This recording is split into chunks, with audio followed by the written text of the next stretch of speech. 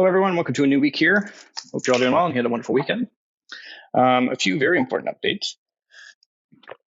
So the first one being is that we are actually returning to school next week on June 1st. This is on a completely voluntary basis, but I guess the school does expect everyone to try and hopefully come at least just once a week. And I would advise actually quite a few people in this class, and I'll shoot you emails on an individual basis, but if you should come in on those on next week and the weeks following that if you can, and if you're able to, just to get a more solid foundation on some of the course concepts here and to show me that you can do the work that we've actually been giving to you the past 2 months, right? So that's that. I did post an update on that on the classroom. There's a Excel sheet which you could sign up for, which will give you it lets you choose a time between Monday and Friday next week, and whichever time you want to drop in at. There's only 6 people I can have in my room at once for each time period. So have a look at that. And if you can't come, I highly advise you do come. It'd be kind of nice to get that face-to-face connection again. And yeah, that's it. So we're looking, and sorry, just one more thing. These online lessons are going to remain the thing for the rest of the year, right? So I'm not going to be doing any new instruction in the in-class stuff. So you're not missing anything. I'm just using that time as a period. If you need help with questions or if you need help getting some material done, come in during that time. Because at least I can hold you accountable for it, right? If you're come in person, which it might give you a bit of a more of a kick in the butt to actually come. So that's that.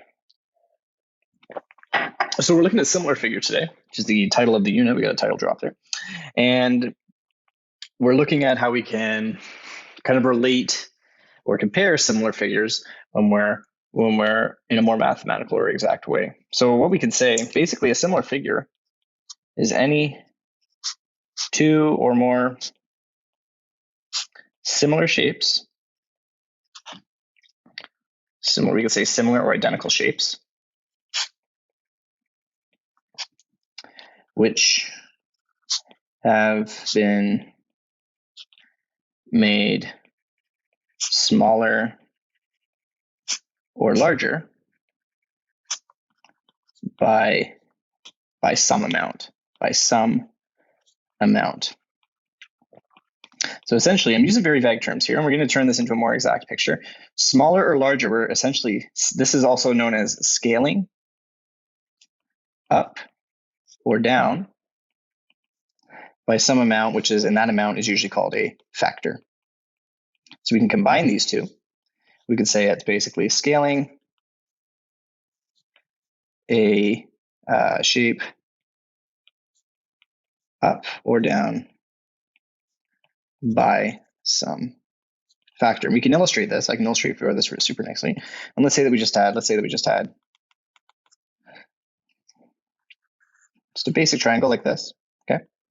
And let's say that if I want to draw a similar triangle, what I would do is I would take that triangle and I would enlarge it.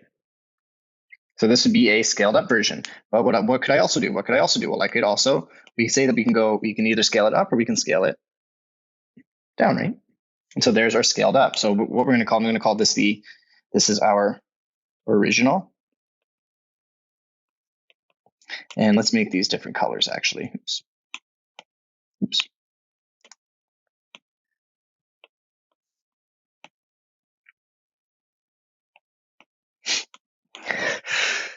Ooh, excuse me, there was the sneeze.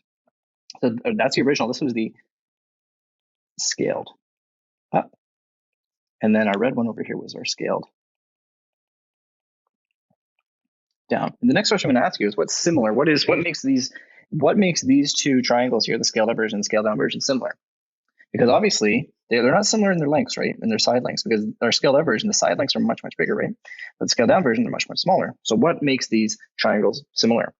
Well, there is a very, very special relationship that all of these triangles share, and that's with their angles. So angles, we'll call them A, B, and C here. And what's special is that even though our lengths aren't the same here, our angles actually remain the exact same as well. So we have A, B, actually I'm going to call these something else. I'm going to call these A, B, C, D, E, F. And then over here we'll go A, B, C, D, E, F, G, H, and I. Okay. So we have 9 different angles here. And this is how they're all similar. Angle A over here is going to be the exact same angle as angle D over here. So I'm going to just push this next example down. So similar figures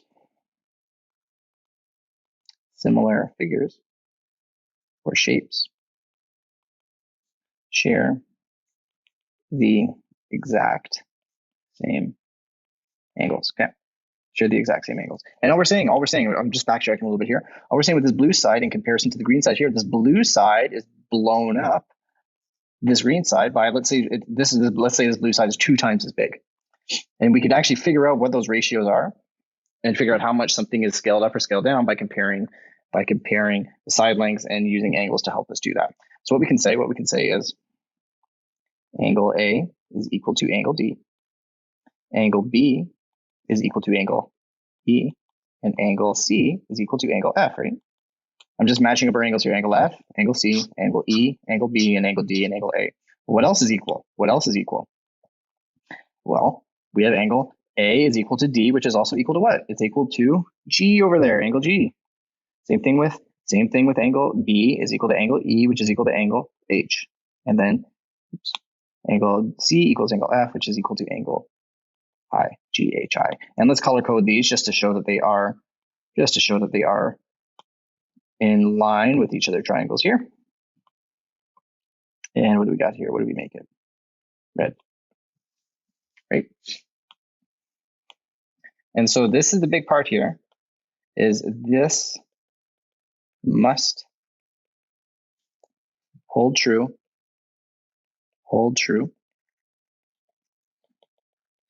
for shapes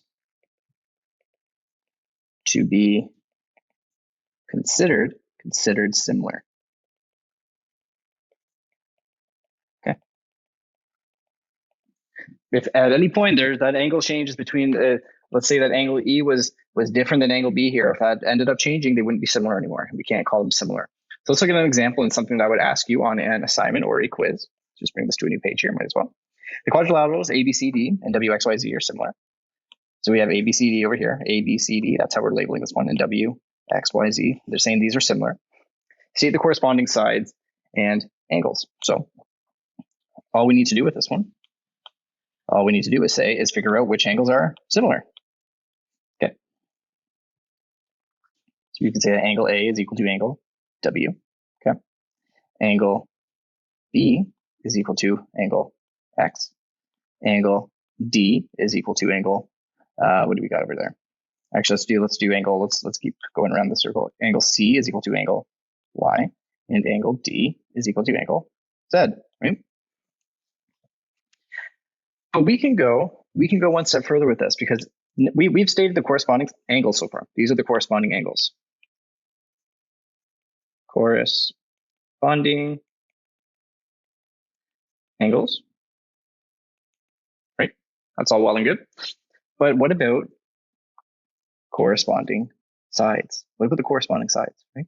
Because up here we were talking about just purely angles, but we said these sides are also related, even though they're not the same in length, right? We said that this blue one is 2 times the scaled up version of the screen. Well, how can we find a way that we can relate the sides? Well, normally, if we were to ask ourselves, how can we figure out how much more this blue one is scaled up than our original green one here? What we could do is we could take the side length of this one, of D to E, of our side D to E, and we could divide that by A to B, and that would tell us the factor. Which it's scaled up by. So what we can do up here is, let's separate these two. So here is our angles are up here. Angles.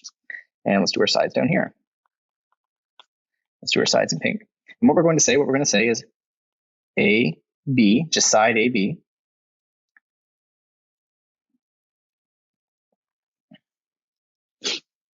is proportional. Remember, we can use this proportional sign here it's proportional to WX. WX here, right? A to B, W to X. Oops.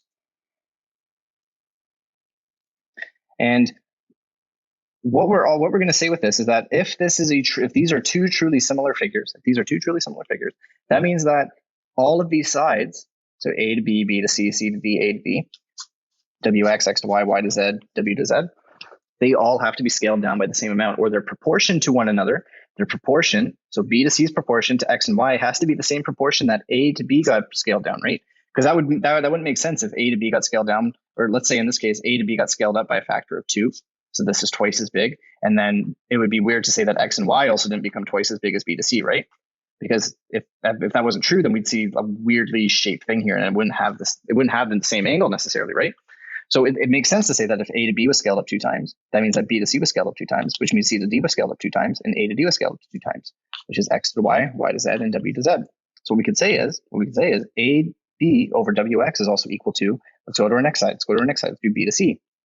BC over Y. What's the proportion to BC? What's the similar side to BC? Well, it's XY.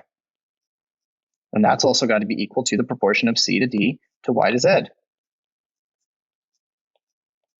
And that also has to be equal to the proportion of A to D and W to Z. And that's literally it, folks. So this is what these kind of questions are going to be on the homework that you're going to have to do.